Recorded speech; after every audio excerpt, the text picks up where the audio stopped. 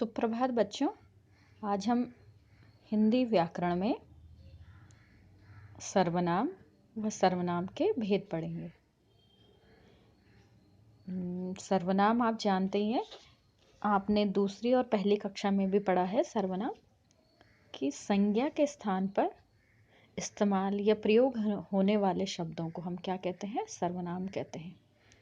जहाँ पर भी नाम आता है, ठीक है, उसको हटाकर उसके बदले हम सर्वनाम शब्दों का प्रयोग करते हैं। ठीक है, क्योंकि जो संज्ञा शब्द है हम उनको बार बार नहीं लिख सकते हैं, इसलिए हम उनकी जगह सर्वनाम शब्द का प्रयोग करते हैं। ठीक है, जैसे आपको गाय पर एक निबंध लिखना है तो आप हर समय गाय गाय गाय गाय गाय ऐसे नहीं लिखेंगे कि गाय दूध पीती है, गाय घास खाती है, गाय के बछड़ा होता है, गाय गाय, तो आप हर समय गाय गाय नहीं लिखेंगे। तो उसके बदले आप क्या लिख देते हैं? वहाँ पे सर्वनाम लिख देते हैं कि वह, ठीक है, यह वह, इन शब्दों का प्रयोग करते हैं। तो संज्ञा के स्थान पर या नाम वाले जो शब्द होते हैं उनके स्थान पर जब हम जिन शब्दों का प्रयोग करते हैं, जिन शब्दों का उपयोग करते हैं, हम उनको सर्वनाम कहते हैं। जैसे मैं, तू, वह, आप, कोई, यह, ये, वे, ठीक है, ये सब आपके सर्वनाम शब्द हैं। अब हम जान लेते हैं सर्वनाम के भेद। ठीक है, सर्वनाम के 6 भेद होते हैं। सबसे पहला होता है पुरुषवाचक सर्वनाम, दूसरा निश्चयवाचक सर्वनाम, तीसरा अनिश्चयवाचक सर्वनाम, चौथा निजवाचक सर्वनाम, पांचवा प्रश्नवाचक सर्वनाम और अंतिम और छठा होता है आपका संबंधवाचक सर्वनाम। इसमें से हम सिर्फ 2 भेद पढ़ेंगे, निजवाचक सर्वनाम और प्रश्नवाचक सर्वनाम। तो चलिए जानते हैं इन दोनों के बारे में। प्रश्नवाचक सर्वनाम वे सर्वनाम शब्द जिनका प्रयोग प्रश्न पूछने के लिए किया जाता है।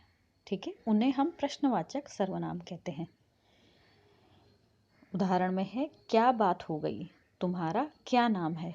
तो इसमें दोनों जो क्या क्या शब्द हैं, इसमें प्रश्न पूछा गए हैं और जो क्या शब्द है वो प्रश्नवाचक सर्वनाम है। जैसे है कौन, क्या, कब, कहाँ। ठीक है, जैसे उदाहरण में है तुम्हारा नाम क्या है, मैं इस थैले में, माँ इस थैले में क्या रखा है, तुम क्या खा रहे हो, यह कैसे हुआ।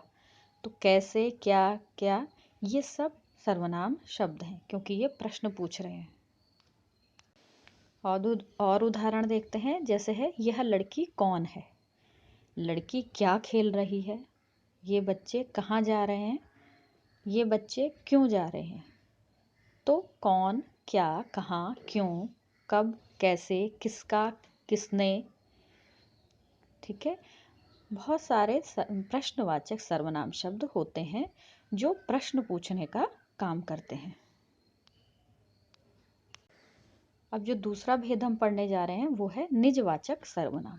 निज मतलब जो अपने लिए प्रयुक्त सर्वनाम होते हैं, जिन्हें हम खुद के लिए प्रयोग करते हैं।